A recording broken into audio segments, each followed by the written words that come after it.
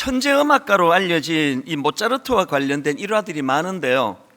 최근에 제 마음에 품고 이 하나님이 제게 주시는 메시지가 있다, 그렇게 제가 되돌아보는 그런 일화가 하나 있는데, 내용이 이렇습니다. 아마도 모차르트가 활동하던 그 시대에도 굉장히 알려진 그런 유명한 음악가였던 것 같습니다. 그래서 이제 그 많은 사람들이 모차르트에게 와서 선생님에게 음악을 배우고 싶습니다, 그렇게 찾아오는 경우가 되게 많았다는 겁니다. 어느 날입니다. 어떤 청년이 이제 찾아온 거예요. 그래서 이제 모차르트에게 이런 부탁을 했습니다. 선생님, 저는 선생님에게서 음악을 배우기를 원합니다. 이제 보통 이렇게 찾아오면은 모차르트가 항상 하는, 앵무새처럼 하는 질문이 있대요. 이런 질문을 했습니다. 당신은 음악을 배운 적이 있습니까? 그랬더니 청년이 이제 되게 자신감 있게, 그리고 오래전부터 이런 음악적으로 훈련을 많이 한 사람인가 봅니다. 그가 이렇게 말했습니다. 저는 어릴 적부터 피아노를 쳤고 바이올린도 10년 이상 배웠습니다.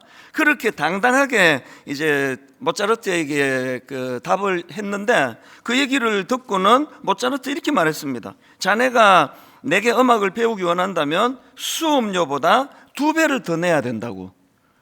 그리고 이제 그 다음에 또 청년이 찾아왔는데, 이 청년에게 또 똑같은 질문을 던졌습니다. 자네는 음악을 배운 적이 있느냐고. 그랬더니 청년은 이제 초보인가 봅니다. 음악을 배운 적은 없지만 열심히 해보겠습니다. 그랬더니 모차르트가 자네는 수업료의 반만 내라고 그러는 거예요. 그러니까 아까 그 청년이 항의할 거 아닙니까?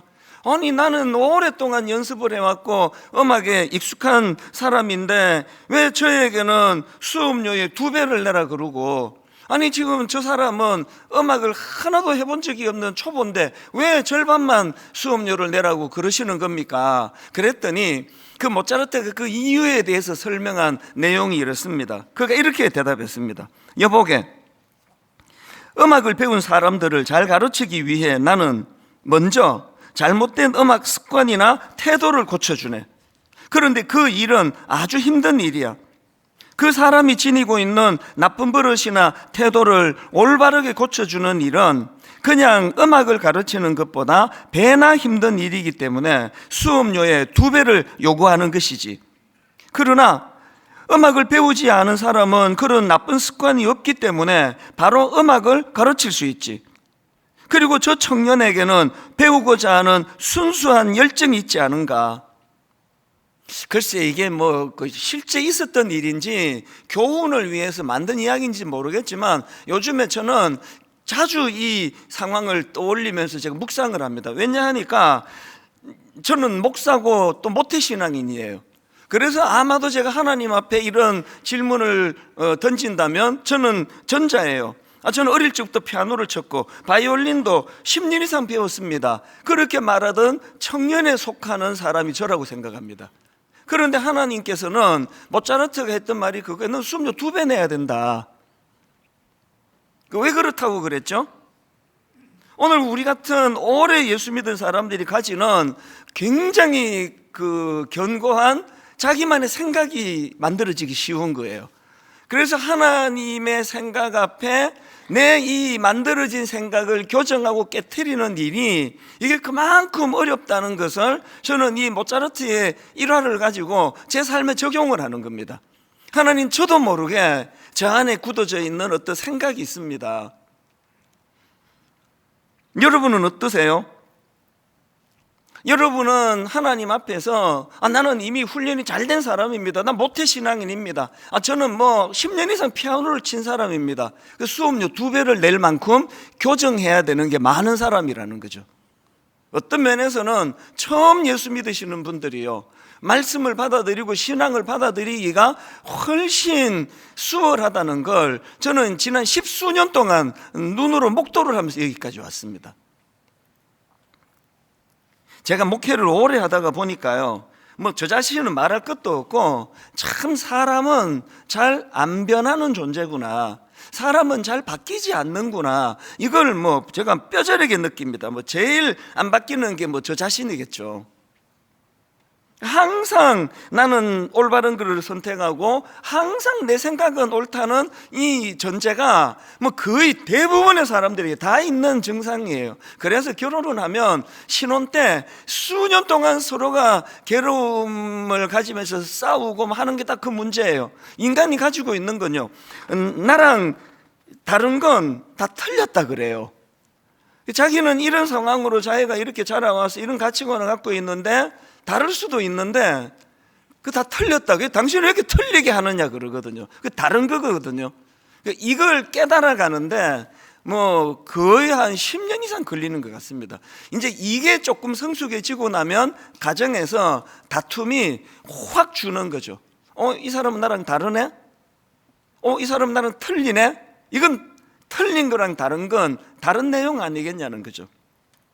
제가 오늘 말씀을 왜 이렇게 시작하는가 하면요, 오늘 본문에서 발견되는 여호수아의 미숙한 모습 때문이에요. 그는 지도자예요. 모세 후계자입니다.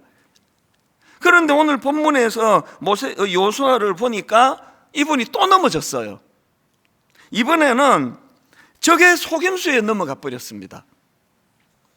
그게 오늘 본문 여호수아 9장 3절 4절인데 세 번역입니다. 히위 사람인 기브온 사람 주민들은 여호수아라는 사람이 여리고성과 아이성에서 한 일을 듣고서 여호수아를 속이기로 결정하였다.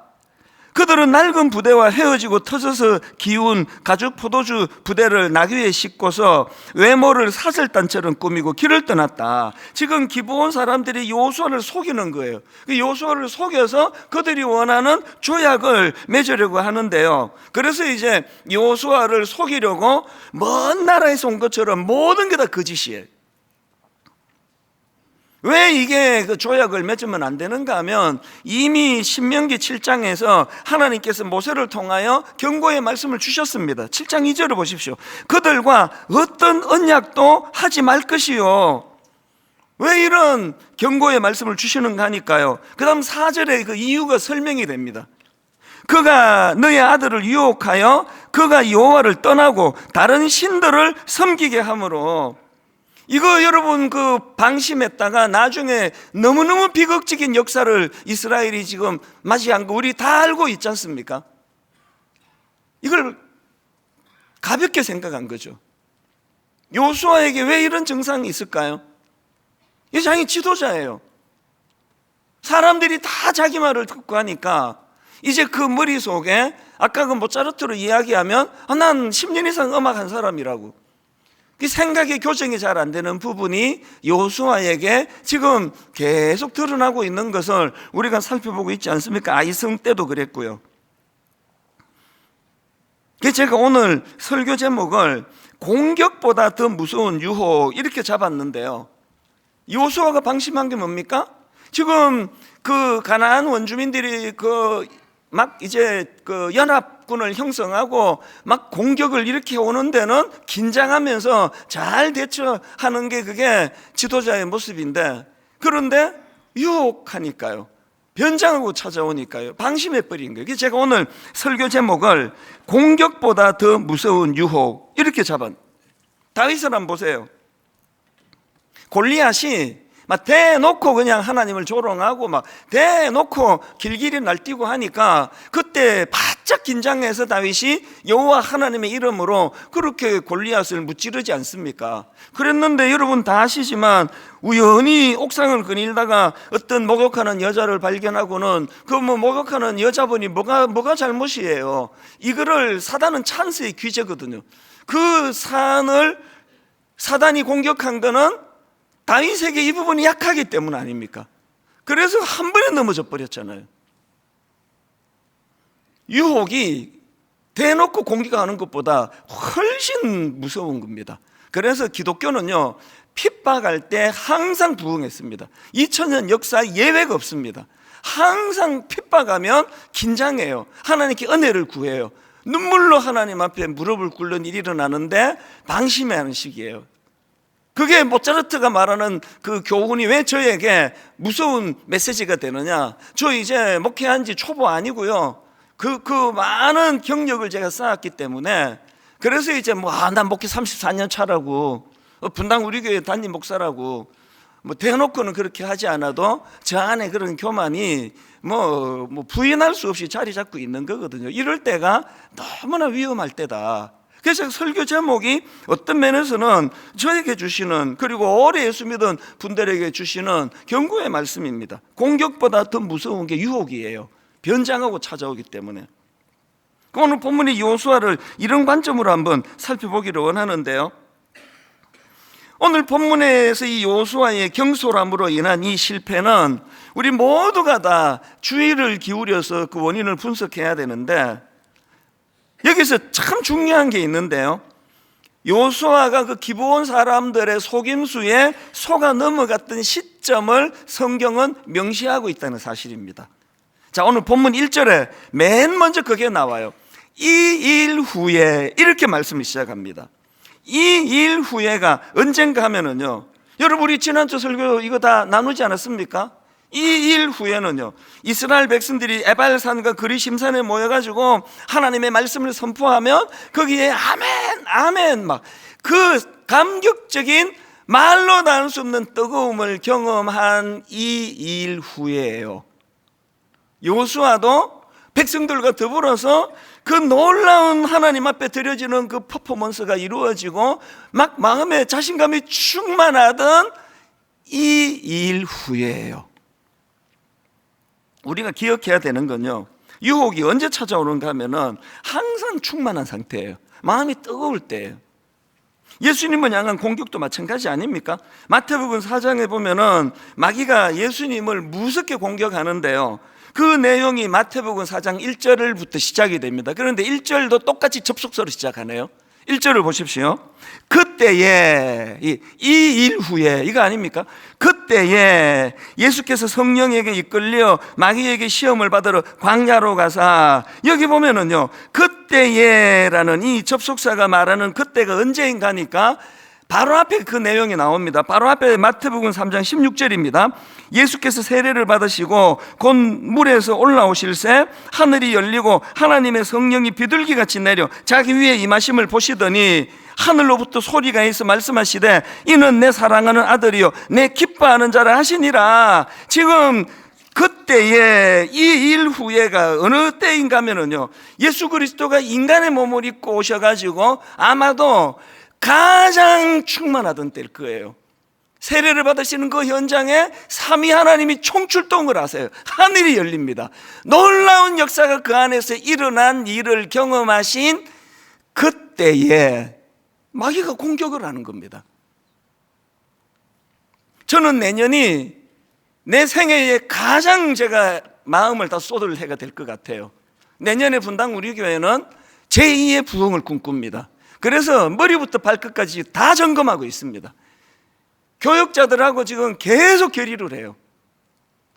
이번 주에는 직원들 전체를 모아놓고 이제 완전한 변신을 위하여 우리 같이 꿈꾸기를 원합니다.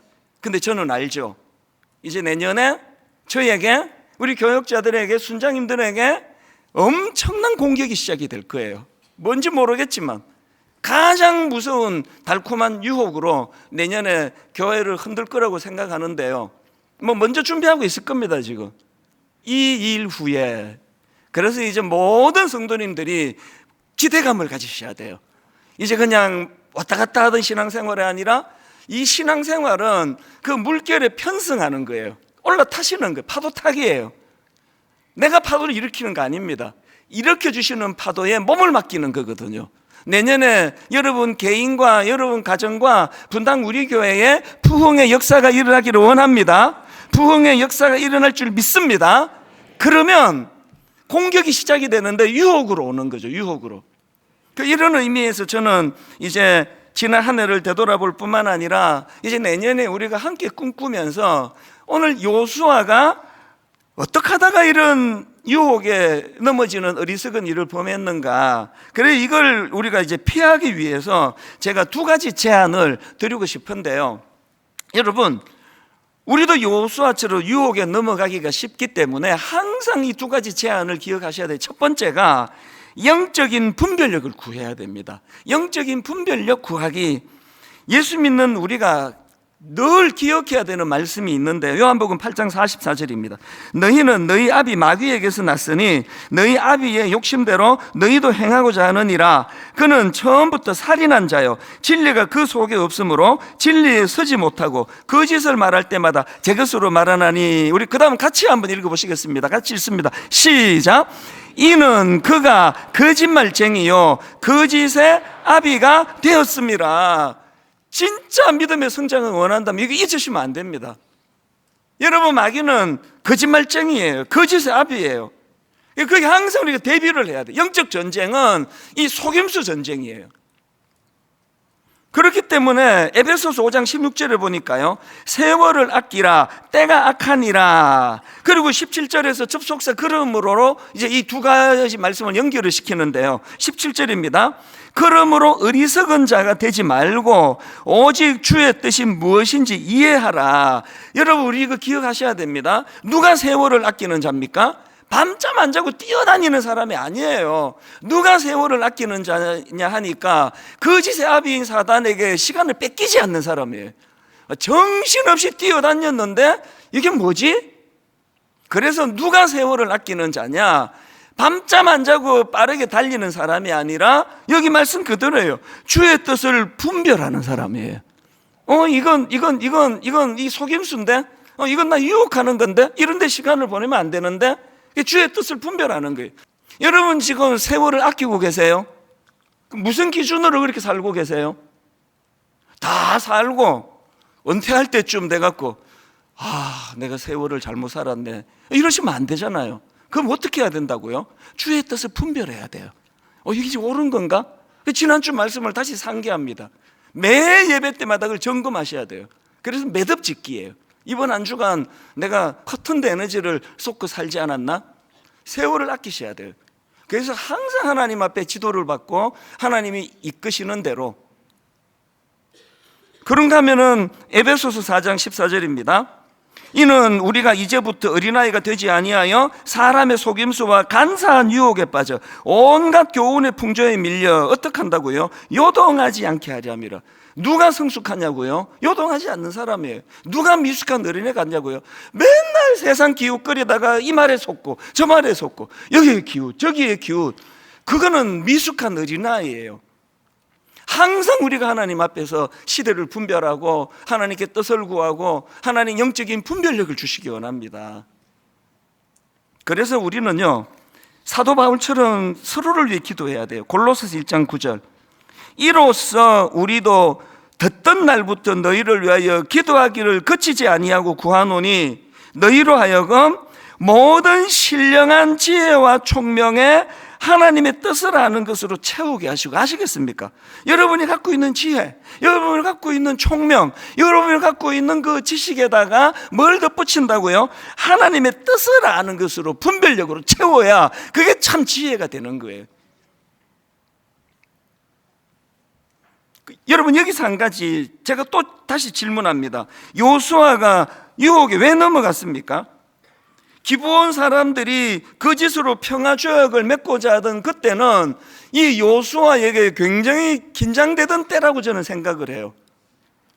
왜 그렇게 쉽게 유혹에 넘어가 버렸나 생각해 보면, 지금 기브온 사람들이 연합군을 결성해가지고 요수아를 위협하던 그런 때입니다. 그게 본문 2절에 나오는 얘기예요. 요수아 9장 2절입니다. 그 적들이 지금 모여서 일심으로 요수아와 이스라엘에 맞서서 싸우려 하더라. 지금 요수아가 긴장하고 있는데 그들이 위장하고 변장하고 찾아와가지고 전쟁 안 치는 방법에 대하여 이야기를 하니까 솔깃 넘어가는 거죠. 유혹은 항상 이런 식으로 다가와요.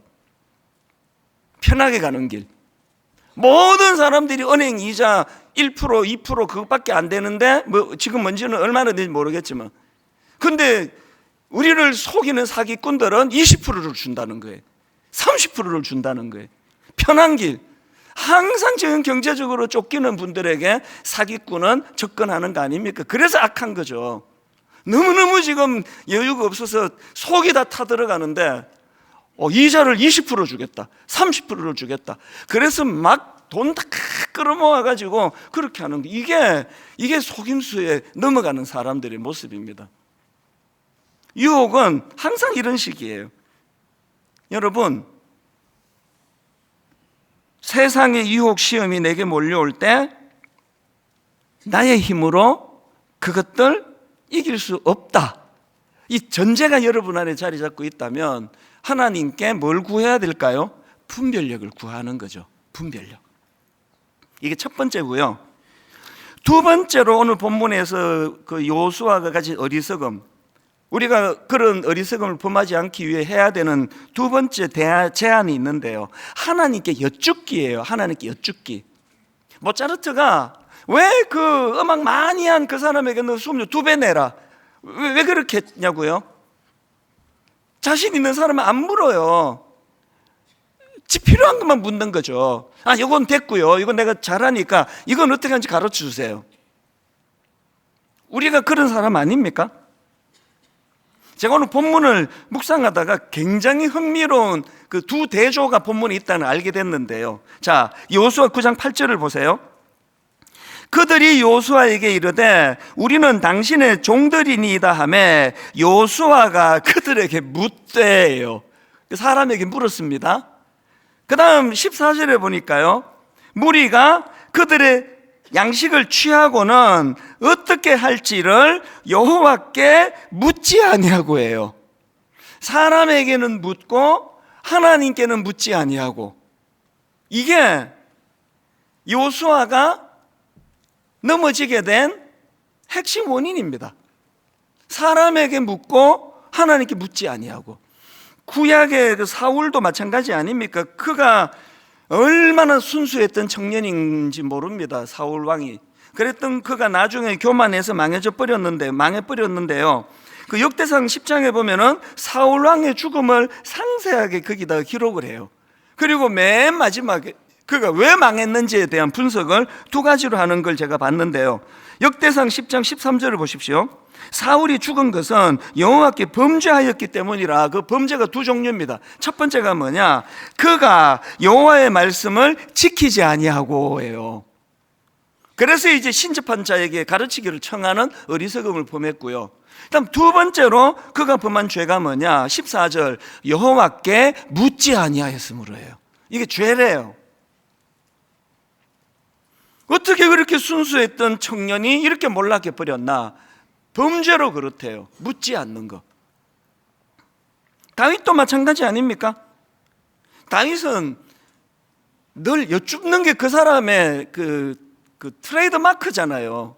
한번 보세요. 사무엘상 23장 2절. 이에 다윗이 여호와께 묻자와 이르되, 그 다음 4절, 다윗이 여호와께 다시 묻자온데, 사무엘상 2장 2절. 그 후에 다윗이 여호와께 여쭈어하래되, 내가 유다 한 성읍으로 올라가리이다. 여호와께서 이르시되 올라가라. 또 다윗이 아뢰되 어디로 가리까? 그래서 다윗은요 늘 여쭙고 또 여쭙던 인물이에요.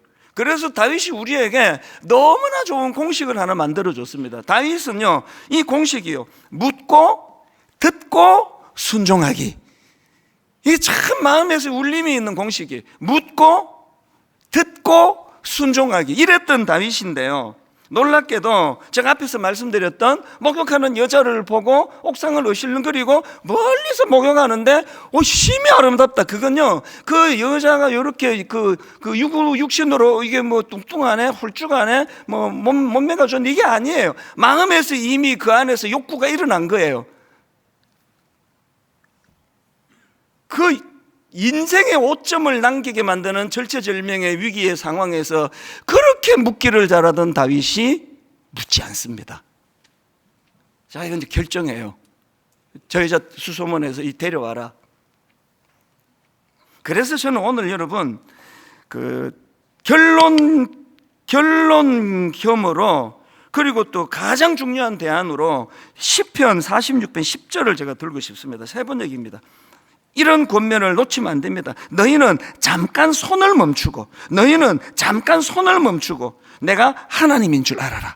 너희는 잠깐 손을 멈추고 내가 하나님인 줄 알아라. 내가 뭇 나라로부터 높임을 받는다. 내가 이 땅에서 높임을 받는다. 뭘 의미하는지 아시겠죠? 하나님은 우리 수준의 분이 아니세요. 그래서 항상 그 분별력은 하나님께 있어요. 그래서 자꾸 여쭙는 거죠. 잠깐 걸음을 멈추고 잠깐 손을 멈추고. 지난주 말씀 다시 한번 말씀드립니다. 여호수아가 에발산과 그리심산으로 백성들을 데리고 갔습니다. 전쟁 치다가 갑자기 엉뚱한 데로 갔습니다. 이게 잠깐 손을 멈춘 거 아닙니까?